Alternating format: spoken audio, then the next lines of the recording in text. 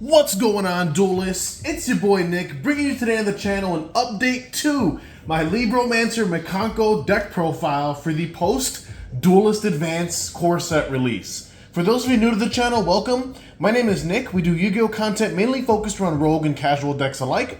If that's the kind of Yu-Gi-Oh! That you're interested in, then I highly encourage you to smash that subscribe button. We are currently working our way to 3,000 subscribers, and I need your help to get there. So, LIBROMANCER MIKANKO is a deck that I've brought to the channel in the past, and I actually brought it a couple weeks ago post Alliance Insight, because there was some pretty interesting cyber specific support in that set that I felt really synergized well with LIBROMANCER MIKANKO. However, the lid got blown off of that a couple weeks ago when Konami revealed that we were getting brand new TCG exclusive ritual support in the upcoming core set Duelist Advance. Now, sneak peek was this past weekend at time of recording. The set officially releases this coming Friday, I believe, which should be 4th of July weekend. And there was 3 cards revealed. It was a main deck ritual pendulum monster, which you see here, a new spell card, and then a new Link 2 extra deck monster as well. And I just have to say that these 3 new TCG exclusive cards are absolutely custom made for this LIBROMANCER MIKANKO deck that I've built on the channel and have play tested with before. I couldn't have asked for better support, honestly. These new cards really push the ceiling of this deck, as well as give you even additional bridges between the MIKANKO line and the LIBROMANCER line, which I absolutely think is just so cool. So without wasting any more of your time, we're going to dive headfirst into the 60 card deck profile. Again, if you're watching this and you're new to the channel, welcome. Make sure you're subscribed, make sure you like the video, and comment down below your thoughts on this LIBROMANCER MIKANKO deck list. Alright, Duelists, so you know how we do here on the channel. Of course, we start with the monster lineup, which consists of triple copies of LIBROMANCER Geek Boy. Basically, this deck's, or one of the deck starters, reveal a ritual, special summon him from the hand, and then upon being special summoned, whether by his own effect or another means, he lets you search for a LIBROMANCER spell card from the deck to your hand. Very awesome card there. Again, does not require your normal summon. He just wants to be special by revealing a ritual. You follow that up with his best friend, his counterpart, triple copies of LIBROMANCER Fire. Same summoning condition as Geek Boy, just reveal a ritual in the hand to special summon him. But if he's special, whether that be by his own effect or some other means, he lets you add a LIBROMANCER monster from the deck to your hand. Together, Geek Boy and Fire actually create a pretty cool loop. Those of you that are familiar with LIBROMANCER will know, because they all search each other out. You can go like Geek Boy into Fire, you know, through the help of the spell that Geek Boy searches, go Fire into Geek Boy and vice versa. And then the last non-ritual LIBROMANCER we play is 1 copy of Agent. Again, same summoning condition, reveal a ritual to special. And then he works a bit differently than Fire and Geek Boy. Basically, this card is not a it's not a trigger effect, it's an ignition effect, which means you can only activate it during your main phase in an open game state, and he allows you to recycle a LIBROMANCER card from grave back to hand. So it just gives you that nice recursion. Overall, very nice extender there. Now moving into our normal summon of this deck, and those of you who know my channel know me well, know that I like to play this deck with a Cybers focused aspect to it, given that LIBROMANCER Fire happens to be a Cybers type monster. So here we have 2 very good normal summons for this deck. Again, keep in mind this is a 60 card deck. So we have 3 copies of Format Skipper, and then we also have 3 copies of Backup Adagnister as well. Now, Backup Adagnister, you know, while she can serve as a normal summon, she can also be an extender in the right circumstance in this deck, which I also really like. The reason why we play these cards is because both of them, whether they're normal summoned, allow you access into a ritual monster from the deck to your hand, which can jumpstart your LIBROMANCER plays, obviously. It's a little more nuanced than that, but that's basically the end goal. Format Skipper, when linked off, lets you search for a level 5 or higher Cybers, which can get you into a ritual monster, obviously. And then Backup Adagnister, when summoned, allows you to search for a dark Cybers monster, which there is a target that happens to be a ritual you know, for that, like I said. So both of these cards effectively get you into a ritual. They're just normal summons that can do that, since obviously you don't want to be normal summoning Fire or Geek Boy, since they don't trigger any of their effects when they're normal summoned. So we play these cards here to give us some decent normal summonable options. Then moving on, we do play 2 copies of Parallel Exceed In here just for the combo, which we'll talk a little bit about. We have 1 copy of Scareclaw Reichart, also in here as part of the combo through the Format Skipper line, because we reveal a Scareclaw Lightheart from the extra deck. And this package is actually very powerful. Not only does it give us free extension in the form of the Reichart play, but Reichart lets us search for a spell, which gives us even further extension as well, which I absolutely adore. And if you guys want to see combos and test hands for this deck, which I do plan on doing, make sure you like the video. Then we have 1 copy of Wizard Adignister, 1 copy of EMP Meowmine as additional Dark Cybers extenders, both of which can be searched by Backup Adignister, which is, I think, really cool. Just giving that additional extension, helping you push through Disruption and hand traps. And Meowmine also having a really good graveyard effect as well, because this deck does happen to sift through a lot of Link 2 monsters. And, you know, being able to banish her from the graveyard to spin a card on the field is, I think, really cool. And then we just have 1 copy of Magician's Souls in here, just again for further extension and draw power. Now moving on to the Ritual monsters. Obviously, this is a Libromancer Mikanko deck, so it goes without saying you max out on the Ohime, the Manifested Mikanko. One of the coolest Ritual monsters that this game has, in my honest opinion. Just amazing card. By herself, she's Disruption. You know, you reveal her in the hand, search for a Mikanko card, then discard a card. While she's on the field, she can, a quick effect, take an equip spell from grave and equip it to any monster on the board. There's a lot of crazy things you can do with that. And in addition, she cannot be destroyed by battle. And if she battles an opponent's monster, the opponent takes all the damage. So just a very cool card. One of the reasons why we play Mikanko with Libromancer is because there aren't many good Ritual monsters to reveal in the hand for the Libromancer effects. Ohime happens to be one of the strongest ones in my opinion, and that's why I pair the 2 archetypes together often. And it still to this day just works out great. You want to max out on the Ohime. Overall, just a very awesome Ritual monster. Gives you some really good utility. Up next, we have 2 copies of Illusion of Chaos. Again, pretty self-explanatory. You just want rituals that you can reveal in the hand that aren't bricks. You know, so you can reveal them for the Libromancer plays, and then once you're done doing that, they still serve a purpose while they're in the hand. Like, you don't regret opening cards like this, unlike other rituals, you know, that just are straight up garnets. However, we have newly entered into the TCG here 2 copies of Miracle Raven. This is the new TCG exclusive support that we're getting out of Duelist Advance. And this card, there's a lot to discuss here with this. Basically, it's a Dark Fiend Ritual Pendulum monster. So it's another ritual that you can reveal for your Libromancer plays, but it's a pendulum, which there aren't that many ritual pendulums in this game if I remember correctly. But what's cool about this is you're able to put this card into the scale, and his scale or pendulum effect allows him to ritual summon himself by attributing monsters from your hand or field whose levels equal or exceed 1. He ritual summons himself from the scale to the board, and then while he's on the board, he's unaffected by the opponent's activated effects. And if he is, he can treat himself as the entire cost requirement for a ritual summon, which I think is great. So, like, if you're gonna ritual summon something else, this card can be tributed and treated as the entire cost, no matter the level of the ritual you're attempting to summon, which I think is great. That just helps expedite the process and makes it so that you're not going so neg trying to get some of your bigger ritual monsters out onto the field. And then if that wasn't crazy enough, once this card is tributed for a ritual summon, he lets you add any ritual monster from your deck to your hand. That can even be an additional copy of himself. This card is insane. Like I said, it's finally, we're getting some really interesting ritual monsters now that we can play in a Libromancer deck that aren't bricks. Like, I don't mind drawing Miracle Raven. I don't mind drawing Ohime. I don't mind drawing Illusion of Chaos. And that's because these are ritual monsters who inherently have their own beneficial effects.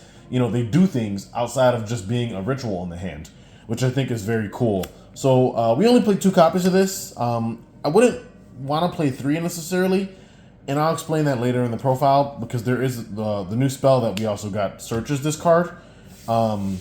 So I just don't want to have, like, I don't want to brick on this necessarily, because his effects are hard once per turn. Except for the pendulum effect. His pendulum effect is the soft ones, but still, you're not trying to clog your hand with too many rituals, obviously. Then rounding out the rest of the ritual suite, we have 1 Libromancer Fireburst, 1 Libromancer Doombroker, 1 Cyber Sage. These are all just one-ofs because while they are rituals you can reveal for Libromancer lines, they're rituals who don't do anything in the hand. So they're basically garnets. So if you draw these, they're not ideal. you know, at least you can reveal them to summon your Libromancers, but outside of that, you would much rather just, you know, search them through your combo and ritual summon them because they're a lot more beneficial on the field, obviously. Fire Burst allowing you to attack multiple cards on the board, does double damage as well, and can't be destroyed by battle. Doombroker just allowing you to attack directly and spin a card, and also setting this deck's best interruption, their trap, from the deck to your board. And then Cyber Sage is just a crazy ritual. She's a tuner. She has an effect that lets you fusion summon, and then if she's sent to grave as synchro material, gives you recovery as well. The card just does it all. There's a lot to explain there, but again, we can go over more in depth on what these cards do during the combos and test hands, which, if you guys want to see, make sure you comment down below, like the video, and let me know.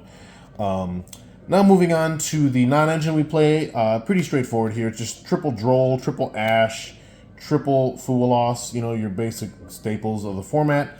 And then we round that out with 2 copies of Nibiru the Primal Being. So that is our non-engine suite for this deck and for this format. I don't think you need to play any more hand traps. I think we're starting to transition from, you know, playing, you know, 20 plus pieces of the non-engine to just more like turn lingering like hand traps. I mean, Ash isn't even that good. The only reason why we play the Ash is because it's one of the few things that can stop a Charmy. But outside of that, Ash as a disrupt isn't that great, this format. Like, really, it's just Droll and Nib that are doing like a lot of the heavy lifting, and then you just have cards like Fuwalos to help get you into those cards, or dig deeper to find more access to engine. So that wraps up the monsters. Now moving into the spells. 2 copies of First Appearance, pretty much their field spell, Rhoda, that also lets them ritual summon. 1 copy of Origin Story, really cool utility card here, allowing them to pop a spell trap when a ritual summon is performed, and on activation sets a Libromancer spell trap from deck, so again, just further increasing consistency. Then we have 1 copy of the Great Mikanko Ceremony. This card is obviously very strong. Generally, what you're going to be searching off the Ohime, and how you cheat the Ohime out of your hand most of the time, and then while it's in the grave can be banished to Foolish a Mikanko card. We have 1 copy of Mikanko Kagura, their actual ritual spell. We play this because, again, we're maxing out on the Ohime, so once we burn the ceremony, we just want a way to actual hard ritual summon Ohime if we need to. Plus, with the addition of the Ritual Raven, the new TCG exclusive card, Miracle Raven, excuse me, is his name, you can actually just treat him as the entire requirement for a ritual summon of an Ohime, which I think is cool. So it makes Kagura slightly better to play, in my opinion. Like, you actually want to properly ritual Ohime sometimes, instead of just cheating it out with Ceremony, since it just bypasses its summoning conditions. And then we have 1 copy of Reflection Rondo. So what I was getting at with the Ohime line is, Ohime is a card that you can reveal in your hand, search for Ceremony, pitch whatever you don't need, then activate Ceremony, special Ohime, and then use the graveyard effect of Ceremony to banish to Foolish the Rondo. And now you have a free disrupt. And even if you got drolled, like, you could go Ohime, search for this, they droll you. This still gets you to at least 1 disruption through a droll, which I think is really cool. And like I said, on alongside your Libromancer lines and your other stuff you have going on, it just really makes it that much more difficult for your opponent to break your board. So I really do like the Mikanko package in this deck. I wouldn't change the ratios really or anything like that. Up next, we have a playset of Preparation of Rites. Again, just further increasing consistency, allowing you to search for level 7 or lower ritual monsters. Then we have the new card that I talked about out of Duelist Advance. This is called Readying of Rites. So this card is basically another searcher, and it says you can add a Fiend ritual monster from deck to hand. Note that Libromancer Doombroker is actually a Fiend ritual, so you can search Doombroker with Readying of Rites. But generally, you're going to be searching for the new Miracle Raven, who happens to be a Fiend ritual. Now, if the monster you searched was a Pendulum monster, which Miracle Raven is, you're able to summon a token to your side of the field, a Sacrificial Offering token, and while that token's on your side of the board, you cannot special summon monsters from the extra deck. Now, what this does is, like, you go Readying of Rites, grab Miracle Raven. Because Miracle Raven's a Pendulum, you produce the token, you scale the Raven, and now you can distribute that token for the Raven's ritual summon. So this card by itself is why I max it out, because it basically gives you a free ritual extender. And if that wasn't crazy enough, When a ritual monster you control inflicts battle damage, you can banish this card from the graveyard to draw a card. So we max out on a playset of this. So our ratio is 3 Readying of Rites and then 2 Miracle Raven. And I've been really liking that ratio in testing so far. Like I said, Miracle Raven is just the best possible support this deck could have asked for. It allows you to bridge into so many like different lines that you just didn't have access to before. So very powerful cards in their own right. Like I said, I'm very excited to do a combo and test hand video for you duelists. But moving on, 2 copies of Signet Mining. Again, a lot of the cyber support in this deck we're able to search. Then we have 1 Primitive Planet Rhyphobia and 1 Scareclaw Arrival for the Scareclaw package that we run. Again, these are all just one-of engine requirements that we play for the Form with Skipper line. Then we have 1 Signet Ritual, followed by the 1 Called by the Grave to round out the spells. Signet Ritual is obviously really cracked, just being a really cool ritual spell that we can search for the theme. And then to round out the last 2 cards in this 60-card deck is 1 Libromancer Intervention and 1 Sidekick. 2 trap cards, normal traps, that are actually Omni Negates, both of which we can search in engine, which is actually really cool. And again, if you guys want to see how that's done, make sure you like, subscribe, comment down below. I will definitely be doing a combo and test hand video. If you duelists don't want to miss out, make sure you stay tuned. So that wraps up the 60-card main deck. Now we're going to be diving headfirst into the extra deck, of which we have 1 copy of Cyber's Deceive Worm. We summon this off of the Cyber Sage Ritual Monster.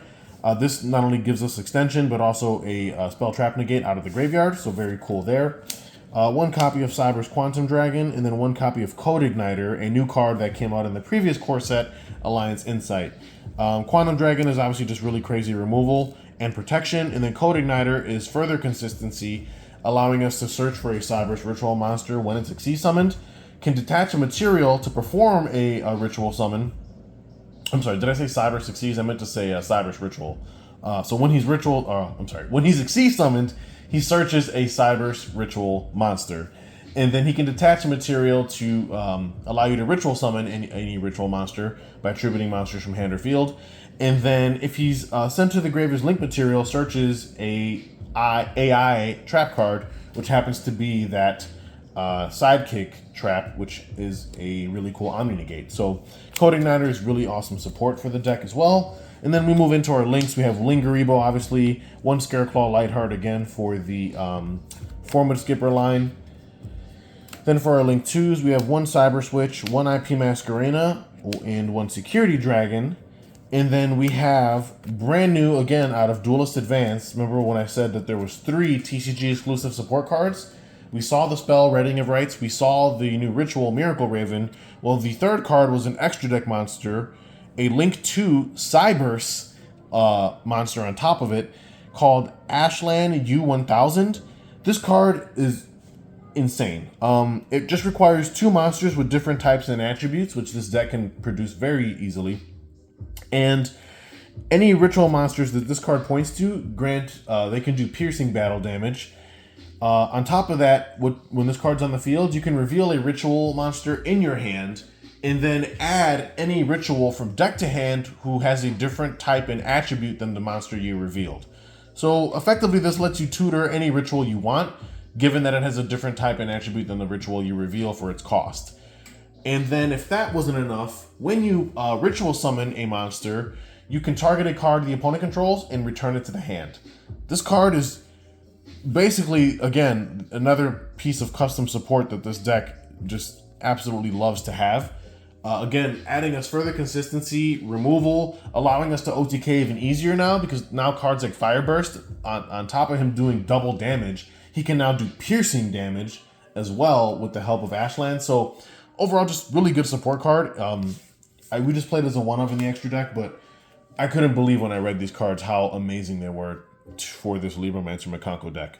But moving on, we have 1 SP Little Knight and 1 Dynamondo to round out our Link 2s. Then for the Link 3s, we play 1 Transcode Talker and 1 Decode Talker Heat Soul. And then to round out for the last 2 cards in the extra deck, 1 Access Code Talker and then 1 copy of Firewall Dragon Singularity to round out the extra deck. These cards just look absolutely incredible. Now moving into the side deck. Again, side deck is always up to personal preference, but basically you already know this is pretty much a staple in everyone's side deck. You know, Triple Lancia, don't need to explain much there. We have double Perulia and then the third Nibiru to round out the side for our, at least for our, hand traps. Then we have one copy of Hare, the Sword Mikanko. This we can side into because it's actually a pretty cool card when going second to help us OTK. Then we have triple Book of Eclipse. And then we have 2 copies of Mikanko Water Arabesque, and then 1 copy of Male Washidori. Again, we side into this package when going second because it just gives us a really easy way to OTK the opponent, and also functions as removal on top of that. You can like go Arabesque an opponent's monster, summon Hare from the deck, you bounce their card. Then Hare, because she's now equipped with Arabesque, gets to search Male Wash, which then you can like link the Hare off, or tribute it for a ritual summon or whatever. You can Male Wash it back to field, and then not only does it do the damage reflection gimmick, but it'll also bounce an additional card. So I just feel like this package shouldn't be understated when going second. It just eats boards. It's really, really fun to use, honestly, and we play triple Ohime anyway, so it's all very searchable. And then to round out the rest of the side, 1 copy of Crossout. Again, we just need a way to stop Droll, because that is really the only thing that hurts this deck. And it's sad because Droll's being played in excess right now, but I do believe that'll change once Duelist Advance officially releases next week, because we're going to be getting a lot more different decks into the format. Decks like Vanquish Soul are obviously huge, and they don't really give too much of a care about Droll. We're also going to have Luna Light's going to be entering the fray, as well as Sky Striker. So the format, I think the meta's going to be changing a little, and I just don't think, Droll's going to be as prominent as it is right now. But again, that's just my own opinion. And then to round out the last card on the side, 1 copy of Libromancer Displaced, a very crazy trap that they can search with an engine. So that is my update to my Libromancer Mikanko deck post Duelist Advance. Let me know what you duelists think down below in the comments. Again, the new support cards that we got for this deck, which are Miracle Raven and the new Link 2, and then the spell card Reading of Rites, all these cards are just absolutely cracked for this deck. And if you want to see combos and test hands, make sure you like and subscribe so you don't miss out when I upload that video, because there are so many crazy combos this deck can pull off. But aside from that, I've been doing okay. Like I said, I'm a little more settled into my new house now. Trying to get back to a regular uploading schedule, but that's been a little bit difficult because I know in my last video I mentioned to you duelists that I ended up getting a knee injury. Well, I got a little bit of bad news regarding that. Looks like I'm going to need knee surgery in the near future, so that's obviously going to require, a lot of my attention. I'm going to be, in recovery and whatnot. So just bear with me on the uploads. I'm going to try to get back to a regular schedule for uploads, but for right now things are kind of just up in the air for me, so bear with me on that front. I do want to bring a combos and test hands for this deck to you guys, but like I said, just please be patient. I have a lot going on in my personal life right now, but I'm doing the best that I can. So with that all being said, duelists, thank you all so much for your continued support. I cannot wait to show you guys the combos and test hands. I'm extremely excited. Like I said, all these new cards, including the new Link 2, are just absolutely custom for this deck, and they just break the lid right off. I'm telling you, like, these cards are just nuts. So yeah, like I said, just looking forward to that. With that being said, guys, this is Nick hitting that end phase. Peace.